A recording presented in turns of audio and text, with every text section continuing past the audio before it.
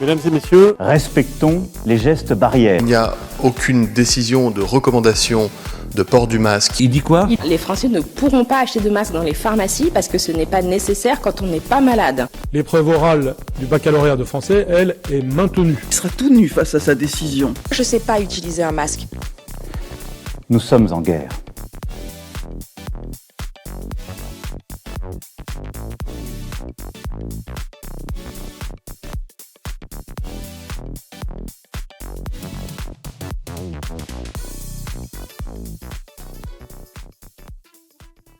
Donc moi c'est Hugo Nodin. Et moi c'est Manon Arnaud. Et moi c'est Mathilde Duvaquité. Et on fait partie de la toute jeune compagnie Les Faiseurs de Rien qui est en cours de création. Et on présente notre première création qui s'appelle La Soupe, qui a été mise en scène par Manon et moi-même. Et Mathilde nous aide à la diffusion et à la production sur ce spectacle et sur les futurs projets de la compagnie. Voilà. Au début on voulait s'appeler, l'idée qu'on avait c'était le fond de la bouche. Toujours sur cette idée de la soupe du coup. Ouais, ça tournait un peu trop du ça coup tournait autour de peut-être ce trop autour spectacle. de la soupe. Ouais. Ça nous faisait rire, mais on s'est dit bon c'est peut-être un peu réducteur si on veut faire d'autres spectacles qui ne sont pas en lien avec la nourriture, on a un peu coincé. C'était réducteur.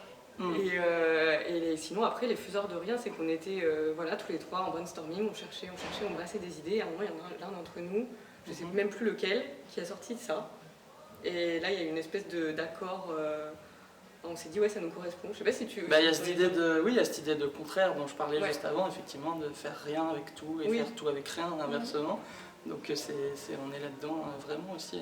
Alors nos perspectives en mars et avril et même mai du coup, on avait des festivals de prévus qui étaient, comme on avait la chance d'être encore étudiants, on a participé à des appels à projets de festivals étudiants et on avait été sélectionnés dans 2 festivals, un à Angers qui s'appelle Festival Spectacurieux et à Rennes qui s'appelle Entrer dans l'arène.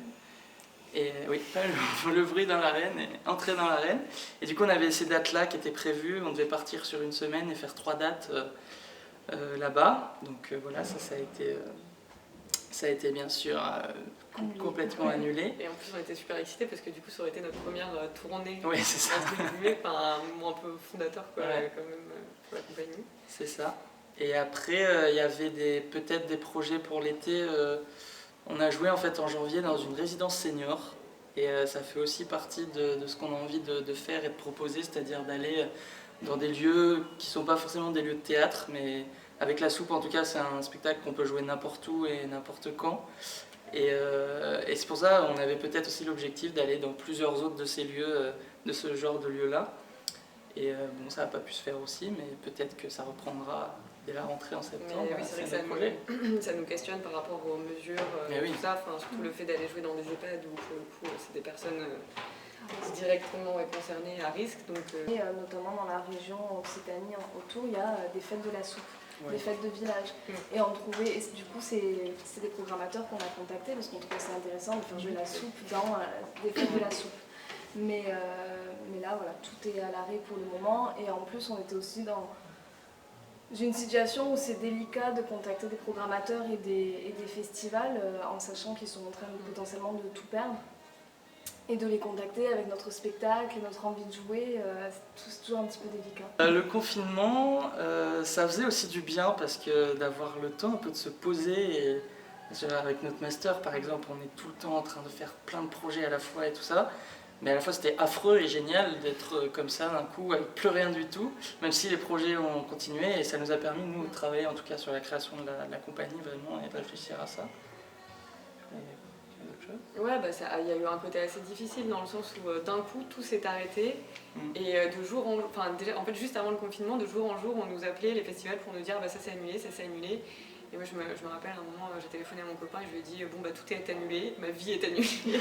Non mais il y avait un truc surtout dans la culture en fait tout était annulé et on apprenait même les trucs qui nous concernaient pas, même le printemps des comédiens et tout. Moi je sais que ça m'a beaucoup ça m'a beaucoup touchée en fait de me dire surtout nous on est en fin d'études. Donc on va dans ce milieu-là et on nous a toujours dit que ça allait être difficile. Et pile poil à ce moment-là, en plus il se passe quelque chose qui va fragiliser encore plus ce milieu-là. Donc il y a un côté assez inquiétant. Et paradoxalement, moi ça me donne envie encore plus d'inventer de nouvelles choses et de repenser les formes théâtrales en fait, et ce qui s'inscrit tout à fait en fait dans ce qu'on veut faire avec la compagnie, alors que pourtant moi je viens vraiment du théâtre de salle, du théâtre de texte, avec des gros décors et tout, c'est en tout cas ma sensibilité à la base, et là au contraire ça me donne envie de réinventer pour pouvoir être prêt tout le temps, pouvoir continuer à faire du théâtre même dans les cas de crise quoi, parce que... On s'est rendu compte aussi à quel point c'était nécessaire, tout ça, la culture, on a vu plein de formes naître comme ça sur les réseaux, et c'est intéressant, ça questionne aussi, on peut en reparler. Et moi le confinement, c'était compliqué parce que sur le plan professionnel, parce que j'accompagne aussi d'autres compagnies de théâtre, et du coup forcément des dates qui s'annulent, et beaucoup d'incertitudes pour le statut intermittent.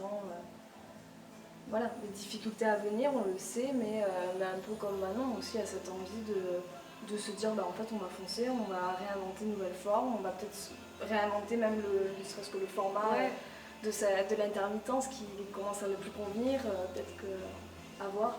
Ouais, puis on va s'autoriser à faire un peu les choses à notre manière aussi, c'est un peu des utopies, mais on a besoin en tout cas je pense de cette ligne de mire.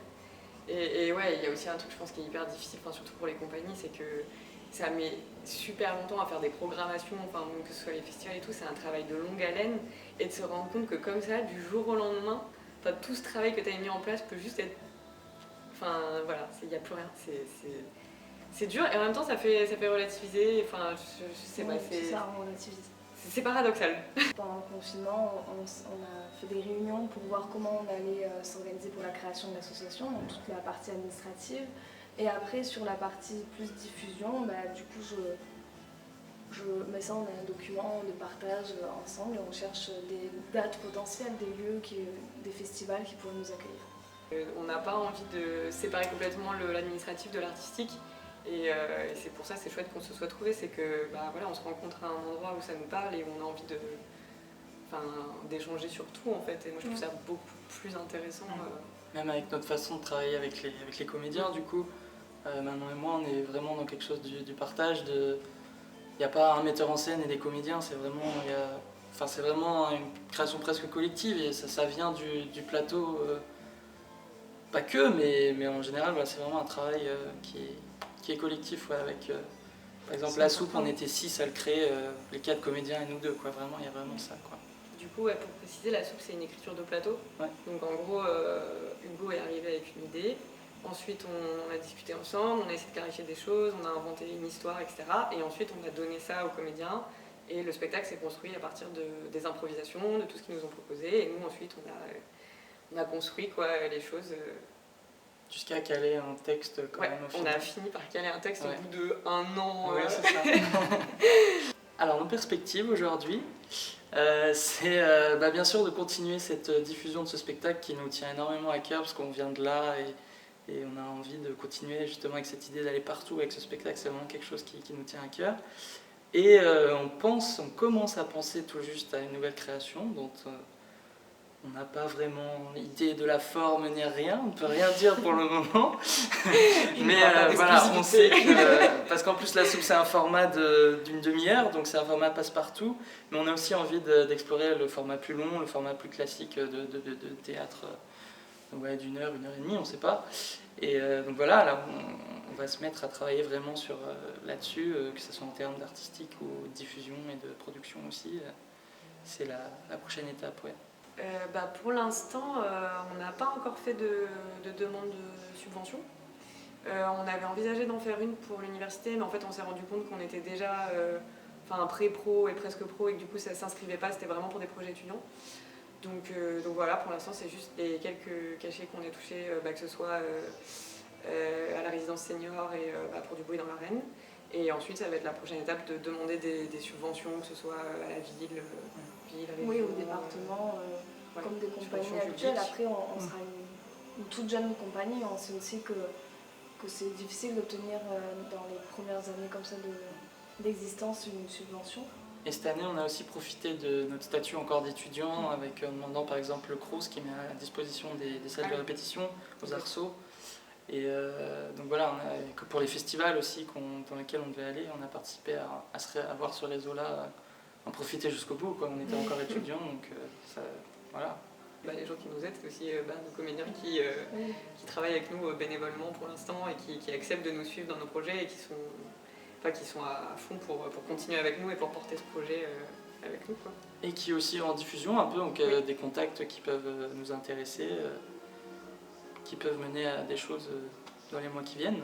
Donc il y a ça aussi. Ouais. Pour moi, l'indépendance, c'est réussir à se détacher quand même de tout ce qui est institution et ce genre de lieu.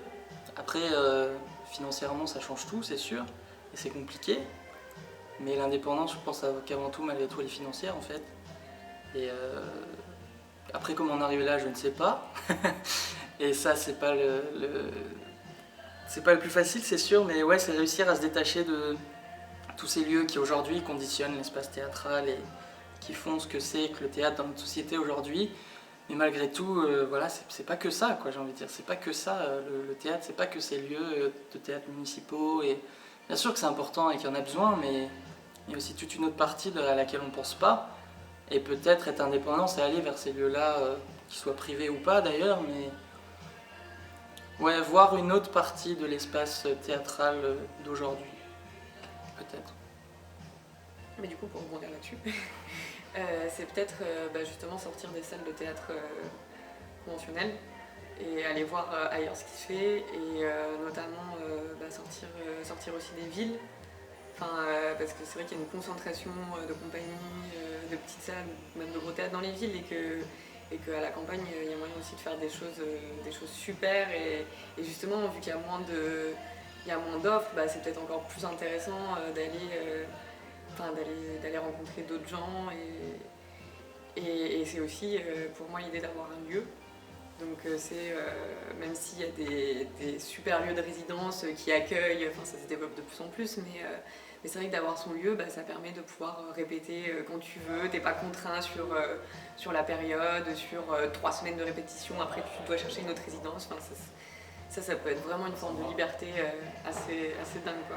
Pour les faiseurs de rien, où on a ce rêve-là d'une grange, une grange qu'on réaménage à notre façon, quoi, et qui devient notre endroit, et dans lequel on peut autant créer ce qu'on veut qu'accueillir d'autres compagnies, que d'échanger, que faire un lieu à notre image aussi, que ce soit pas juste un théâtre avec un public qui vient et qui s'en va.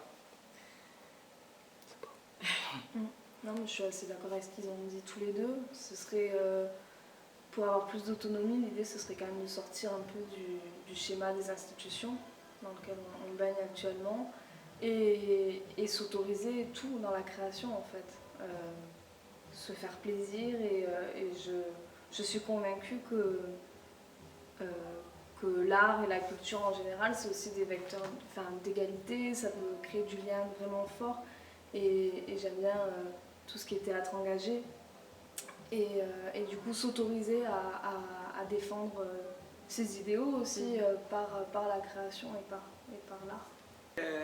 On l'a déjà dit, mais faire à partir de pas grand-chose, et ne pas attendre d'avoir les moyens, en fait, pour créer. Et ça ne veut pas dire revoir ses ambitions et ses exigences à la baisse, parce qu'on peut faire des choses incroyables avec pas grand-chose. Et justement, ça rend encore plus créatif, je pense. Donc voilà, c'est aussi se confronter à la réalité, des fois aux peu de choses, mais quand même de se dire on s'arrête pas là, et on y va avec ce qu'on a, quoi. C'est partir d'un schéma de pensée du coup créatif qui est différent, de se dire j'ai rien, qu'est-ce que je fais avec ça, à la place de l'inverse, de se dire de quoi j'ai besoin, et avec quel sou du coup je vais demander ce dont j'ai besoin. Là c'est l'inverse, en fait. Et du coup, si vous voulez nous suivre et en savoir plus sur notre travail et sur nos prochaines créations à venir, vous pouvez nous suivre sur Facebook, et aussi sur le site internet de la compagnie Les Faiseurs de Rien, qui retranscrit un petit peu tout ce qu'on a fait et tout ce qu'on va faire.